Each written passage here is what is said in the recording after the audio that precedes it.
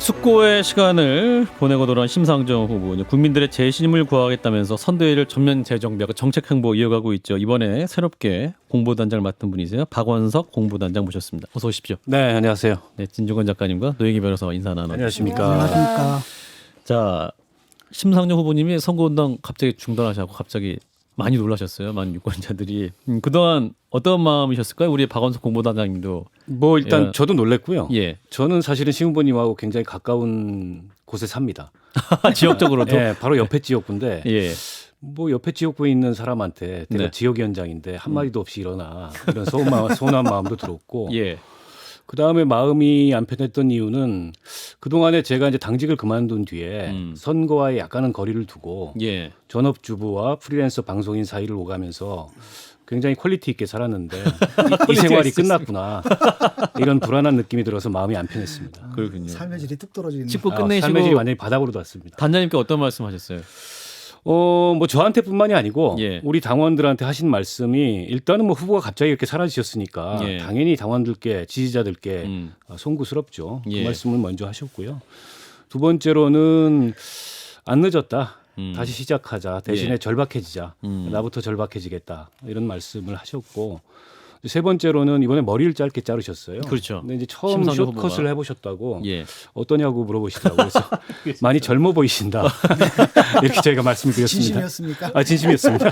이제 단장님이 언론 인터뷰를 하실 때 정의당 우리 정의당이 이 시대에 이번 선거에 왜 필요한지에 대한 물음에 답해야 된다 이런 말씀을 우리 단장님 하셨는데 네. 거기에 대한 답은 찾으셨습니까? 뭐 지금 찾고 있는 과정이고요. 또 과정입니까? 후보가 지난 5일 동안 숙고를 하면서 그 부분을 가장 집중적으로 고민하셨을 것 같아요. 사실은 선거를 좀 거리를 두고 지켜보던 제 입장에서도 예. 사방이 약간 벽과 같다는 느낌이 들었습니다. 그거는 이번 선거의 환경도 좀 그런 면이 있고요. 5년 예. 전 선거하고 너무 달라요. 5년 전엔 탄핵 이후에 국가적으로 사실 절망스러운 상황이었지만 이게 나라를 좀 새롭게 만들어야 된다. 이런 에너지가 막 넘치는 선거였거든요.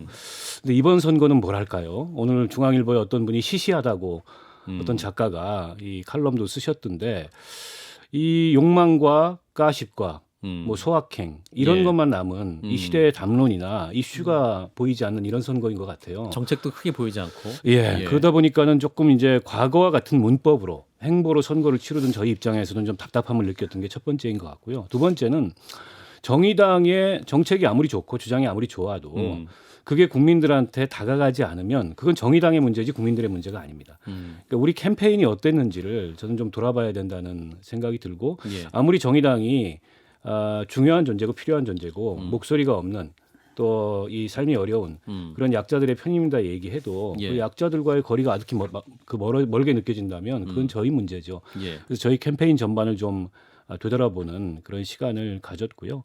그리고 솔직히 말해서 저부터도 그다지 그렇게 절실하지 않았다고 생각합니다. 그러니까 다른 거대 정당들은 어쨌든 정권을 한번 찾아오겠다. 혹은 예. 정권을 지키겠다. 이런 절박함을 가지고 휠체어 타고 새벽 5시부터 막 이렇게 움직이는데 솔직히 말해서 정의당의 그런 모습이 별로 보이지 않았다는 지적을 굉장히 많이 받았어요. 특히 예. 언론인이나 이런 분들로부터.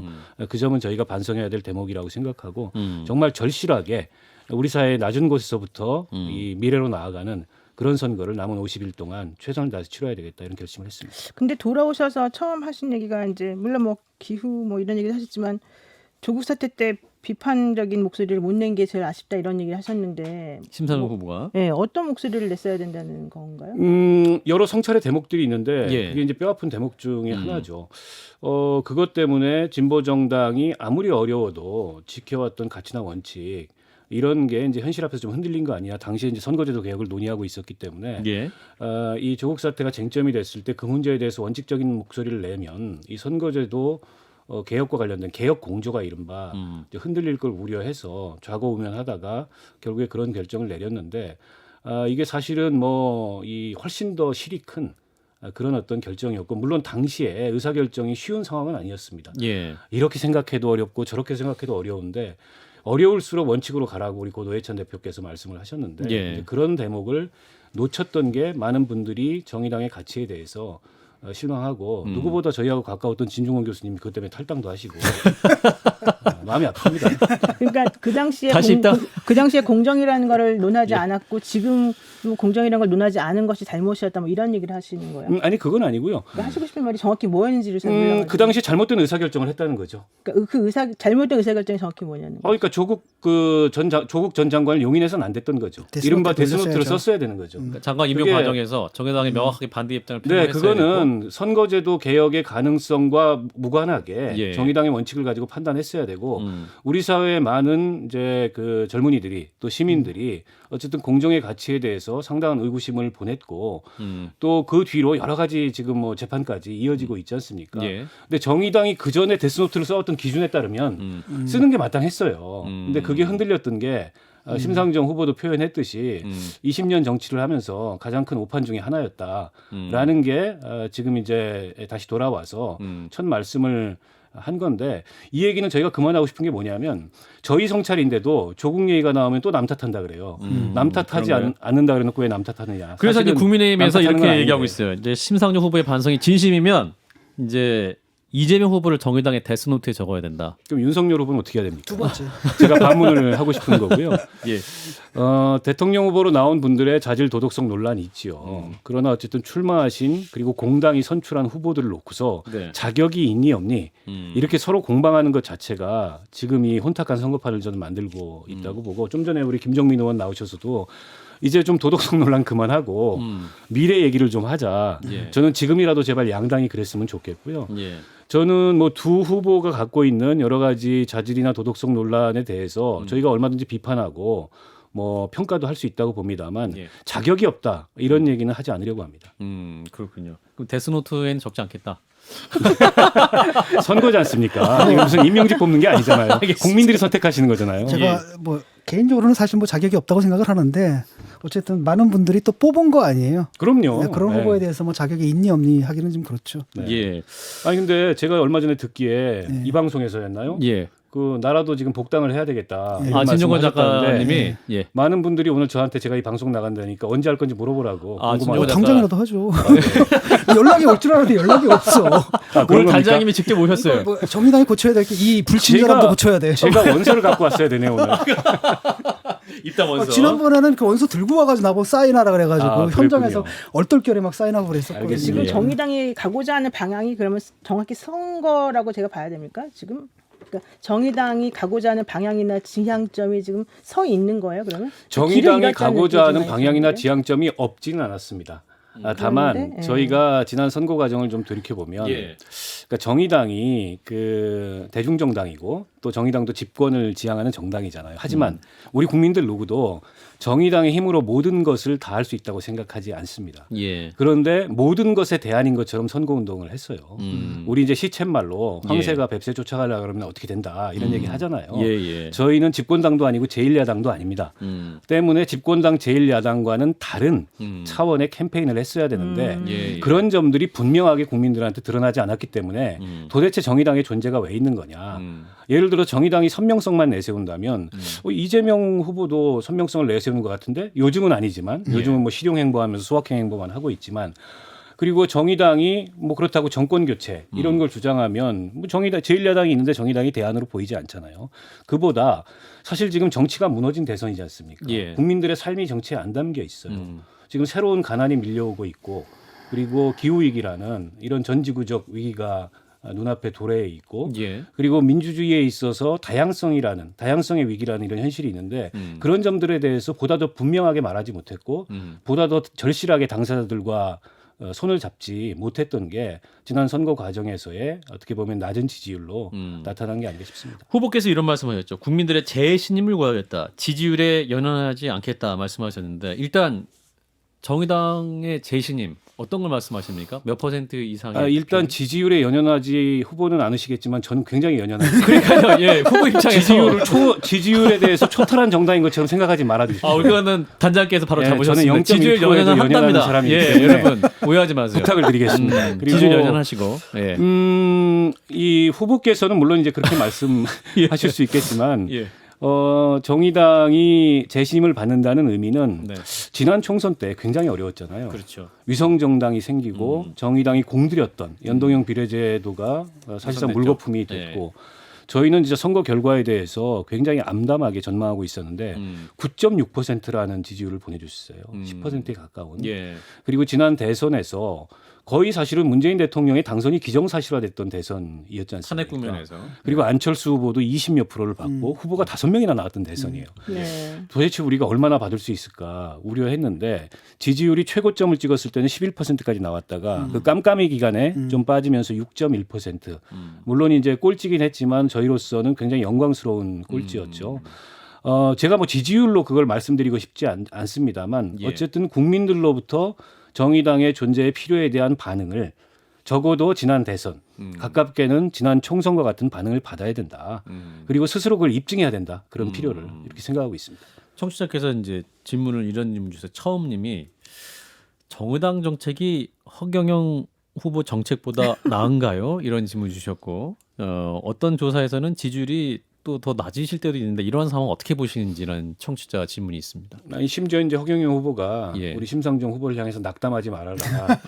장관 임명권을 주겠다. 아 그렇습니까? 네, 그러니까요. 이 말씀을 하는 걸 보고 저분이 이제 불난집 옆에서 캠프파이어를 하시는구나. 뭐 이제 그분도 또 그렇게 또 이 기회를 누려야죠. 예. 그 생각을. 그분은 뭐 저도 영입한다 그러는데 연락이 없네요. 아 진중권 작가 영입하겠다니까 허경영 후보. 저는 강연하면서 나를 영입하겠다 그러더라고요. 근데 예. 이제 공약이라는 거는 선거 때 국민들한테 뭐라고 얘기하느냐가 중요한 게 아니라 아 그런가요? 평소에 뭘 해왔느냐가 중요하잖아요. 그리고 그 당이 그 후보가 예. 몸담고 있는 당이 예. 어떤 가치와 정체성을 가지고 국민들과 만나왔는가 예. 그 측면에서 본다면 글쎄요 뭐 포퓰리즘이라는 표현이 요즘에 상대를 너무 그 폄훼하는 표현이어서 제가 별로 쓰고 싶지 않습니다만 예. 허경영 후보의 공약은 그런 점에 가깝고 예. 정의당이나 심상정 후보의 공약은 사실 민주노동당 시절부터 오랫동안 만들어진 예. 그리고 우리 사회의 어떻게 보면 과거보다는 미래를 향한 그리고 상당 부분 정의당이 그 진보 정당이 과거에 했던 공약이 현실이 된 이제 그런 공약들이라고 말씀드리고 싶습니다. 근데 유권자 입장에서 귀에 잘 안 들어오는 경우가 많은 것 같아요. 네. 이를테면 윤석열 후보는 사병 월급 200만 원 하면 귀에 팍 들어오고 네. 이재명 후보는 탈모약 지원하면 갑자기 막 이렇게 하는데 이제 거기서 심상정 이제 후보님은 너무 이렇게 네, 뭐랄까 거기서 귀에 안 잡히는. 거기서 제가 좀 약간 억울한 말씀을 좀 드리면 아 그런가요? 예. 병사 월급 최저임금제는 저희가 가장 먼저 얘기했습니다. 아 그렇군요. 근데 이제 최저임금이라 그러니까 이게 잘 안 들어왔나 봐요. 200만 원이나 최저임금이나 사실은 뭐 비슷비슷한데 공보단장이 문제였군요. 그러면. 제 문제 제가 공보단장 아니었습니다. 아니었어요. 이제 새로운 그저께 단장께서 어제 맡았으니까. 그래서 이제 메시지를 어떻게 만들어내느냐 굉장히 중요하죠. 게다가 이번 선거의 굉장히 특징 중에 하나가 예. 선거의 속도가 굉장히 빠릅니다. 속도가 그렇군요. 빠르다는 거는 SNS, 유튜브를 타고 시시각각 유권자들의 여론이 형성되고 또 변해요. 네. 그러니까 전통적인 선거운동 방법으로 이번 선거를 대했다가는 예. 선거가 안 되는 거죠. 모든 정당이 선대위를 한 번씩 갈아엎은 이유도 그겁니다. 음. 중후장대형 선대위로는 이게 쓸데없는 선거가 되는 거예요. 지난 대선 때는 심상정 후보 SNS 만들었던 굉장히 기발한 분이 많았어요. 네. 재밌다. 그 네. 신불리 그리고 또 2초 김곤 막 네. 하면서 저희가 그런 면에서 예. 당시에 이제 청년들한테 굉장히 예. 참신하게 다가갔던 감각이 예. 어느샌가 좀 무뎌진 게 저희가 반성할 대목이고요. 예. 또 그 사이에 당의 안 좋은 이미지도 많이 누적됐어요. 여러 아. 가지 사건 사고도 있었고 그렇군요. 그러니까 이제 아예 좀 안 보려고 하는 요즘도 찾아보면 괜찮은 콘텐츠는 있거든요. 아 그렇습니까? 안 보려고 하는. 단장님이 이제 역할을 많이 하셔야겠네요. 네, 뭐 저희 다 심기일전 하고 근데 있습니다. 그 페미 정당이라는 좀 이미지가 더 덧붙여져서 좀 더 그런 것도 아닌가요? 뭐 그런 점도 있겠죠. 하지만 그 페미니즘이 이렇게 이제 대중적인 이슈가 된 건 예. 그만큼 우리 사회가 이제 성평등이 필요하다는 거잖아요. 예. 게다가 이제 권력형 성폭력 사건이 계속 일어나면서 예. 정의당의 의도에서가 아니라 예. 객관적으로 그게 이슈가 됐습니다. 거기서 당연히 피해자의 편에 서서 이런 이 성폭력이나 또 우리 사회에 여전히 부족한 성평등의 가치를 위해서 싸우는 거는 진보 정당으로서 당연한 거고 예. 다만 제가 개인적으로 생각하는 그 저희가 좀 돌아봐야 될 대목이 두 가지가 있는데 네. 하나는 페미니즘을 주장하는 분들이든 그거에 반대하는 사람들이든 남녀를 편을 가르고 그걸 구도로 만들어서 예. 정치에 동원하는 이런 나쁜 정치는 하지 않았으면 좋겠다. 이게 첫 번째고 두 번째는 여성들의 삶의 층위가 굉장히 다양해요. 층위가 다양하다. 네, 성폭력만 있는 게 아닙니다. 취업 문제, 결혼 문제, 노후 문제, 빈곤 문제 여러 문제가 있는데 기혼 여성 문제, 또 비혼 여성 문제. 그렇죠. 근데 이게 성폭력의 이슈로만 너무 집중돼 있다 보니까 이게 삶의 문제로 구체적으로 다가서지 못한. 그래서 정의당의 지지율을 보면 20대 여성에서 굉장히 높은데 30대 40대로 갈수록 굉장히 낮아져요. 이건 어떻게 보면 여성들이 직면해 있는 현실의 문제, 생활의 문제에 있어서는 정의당이 조금은 더 노력을 해야 귀를 기울이고 그런데 조금 더 정책도 내놔야 되겠다 이런 생각이. 김건희 씨가 최근 녹취록에서 안희정 씨 관련 발언이 있었지 않습니까? 미투 관련 발언도 좀 문제가 많이 됐었는데 이제 국민의힘 이준석 대표는 사적인 대화였고 2차 가해는 성립하지 않는다 이런 말씀도 하셨고 이수정 경기대 교수는 이제 김지인 씨에게 사과를 본인의 SNS에 했지 않습니까? 그 이후에 이제 선대본부 여성본부 고문을 그만두기도 했어요. 사임 본인 스스로 그만두셨다고 하는데 이런 부분 어떻게 보고 계십니까? 뭐 후자부터 말씀드리면 탈출은 지능순이다 이런 말까지 요즘에 탈출은 지능순이다. 네, 들리더라고요. 좋은 선택입니까? 저는 이수정 교수님을 굉장히 좋아합니다. 그분이 예, 평소에 예. 하셨던 말씀도 좋아하고 오히려 그 당에 가신 게 좀 의아했어요. 과연 뜻을 펼치실 수 있을까? 아하. 결과적으로는 뜻을 못 펼치셨고 예. 그 사이에 이수정 교수님의 본 모습 또 우리 사회에서 이수정 교수께서 존경받던 모습이 조금 훼손된 게 예. 개인적으로는 안타까운데 지금이라도 일단 그만두셨다니까 다행이다 이렇게 생각을 하고요. 김건희 씨 얘기는 아니 그럼 공적 대화에서만 2차 가해가 성립하나요? 그렇지 않습니다. 예. 생각을 어떻게 하고 있는지는 관계없습니다. 그거는 남의 생각을 검열하러 들릴 수는 없잖아요. 예. 근데 그걸 발화하는 순간은 다른 거죠. 근데 김건희 씨가 그냥 자연인 김건희였다면 저조차도 별 문제가 안 됐을 겁니다. 근데 지금은 자연인 김건희가 아니라 대통령 후보자의 부인이고 결정적으로 그 대화 속에서 무슨 얘기가 있냐면 우리 아저씨도 같은 생각이다. 이 얘기를 하셨어요. 예. 여기에 대해서 윤 후보는 한 말씀 하셔야 되는 거 아닙니까? 윤석열 후보 본인의 입장도 밝혀야 된다. 이 예, 부분에 그거는 부인의 생각이 내 생각이 아니다라고 얘기하든가 대해서. 예. 아니면 뭐 어쨌든 그 문제에 대해서 내가 더 성찰을 해보겠다고 얘기하든가 적절치 않죠. 그렇군요. 이제 김건희 씨 7시간 통화에 의해서 이재명 후보 160분 욕설 파일도 공개가 됐습니다. 이 상황은 또 어떻게 보고 계세요? 그러니까 지금 서로 오물을 투척하고 있어요. 예. 제발 좀 안 그랬으면 좋겠고 그러니까 선거가 예. 계속 진흙탕에 빠져 있죠. 예. 그러니까 국민의힘에서는 뭐라 그러냐면 이거 MBC가 했으니까 이것도 틀어라. 근데 그 MBC라는 공영방송을 도대체 뭘로 만들려고 그런 말씀들을 서로 하시는지 모르겠어요. 그리고 MBC도 반성해야 됩니다. 제가 예. 타 방송에 나와서 MBC랑 상대로 이런 얘기해도 괜찮은지 모르겠지만 예. 저게 보도 가치가 있습니까?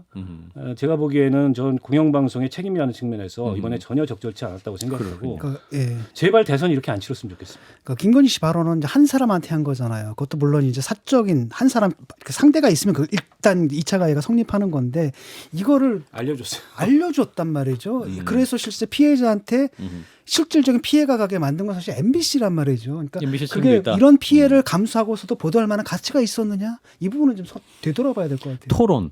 이제 윤석열 후보와 이재명 후보. 이건 제가 좀 흥분해야 될 대목입니다. 예, 약 2분간 흥분할 수 있습니다. 그 정의당 1인 시위하고 계시죠? 앞으로 그 국민의당은 가처분 신청까지 했는데 정의당 저희도 내일 가처분 신청을 냅니다. 정의당도 됩니까? 그리고 일단 저희가 뭐 감정적으로 분기탱천하는 걸 넘어서 예. 공직선거법 위반일 가능성이 매우 높습니다. 왜 그러냐면 우리 공직선거법에 따르면 후보자 방송 토론을 주최할 수 있는 당사자는 방송사밖에 없어요. 그렇습니다. 그런데 이번 과정을 전개 과정을 보면 당사자들이 모여가지고 즉 후보들끼리 모여서 합의를 합니다. 예. 토론하자 언제 하자.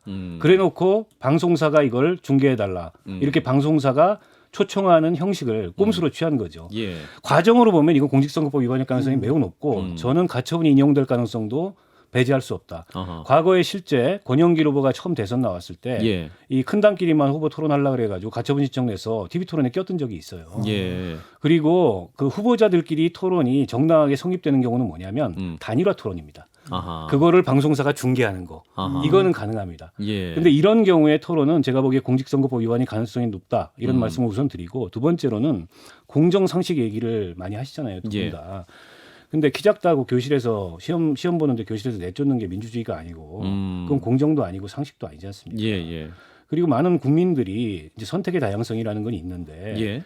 그러면 그 설 전에 TV 토론을 하는데 심상정 얘기를 듣고 싶은 시민들, 안철수 얘기 듣고 싶은 시민들, 이 시민들은 다 내쫓는 거예요. 그렇죠. 저런 방식의 토론은 저희는 저거는 묵과할 수 없고 용납할 수 없다고 보고요. 예. 뭐 누구라도 그날 어느 방송사에서 할지 모르겠는데 예. 그 앞에 가서 들어넣어야 되지 않을까. 단장님도 생각하고 가십니까? 있습니다. 예. 아하. 가야죠 뭐. 두 후보께서 토론하시는 김에 그냥 거기서 그냥 단일화를 해버리시지. 차이도 없는 아니 것 그래서 같은데. 제가 보기에는 합법적이 되려면 단일화 토론을 하셔야 단일 됩니다. 토론을 할 테니까. 거기서 알겠습니다. 이 단장님 오시니까 굉장히 얘기가 활발하게 잘 진행이 되는 것 같습니다. 자주 불러주십시오. 한판 승부도 그동안 저희를 많이 외면하셨어요. 아 무슨 말씀이세요? 알겠습니다. 오늘 말씀은 여기까지 듣도록 하겠습니다. 계속 또 요청드리고 단장님 자주 뵙도록 하죠. 정의당 박원석 공보단장이었습니다. 고맙습니다. 고맙습니다.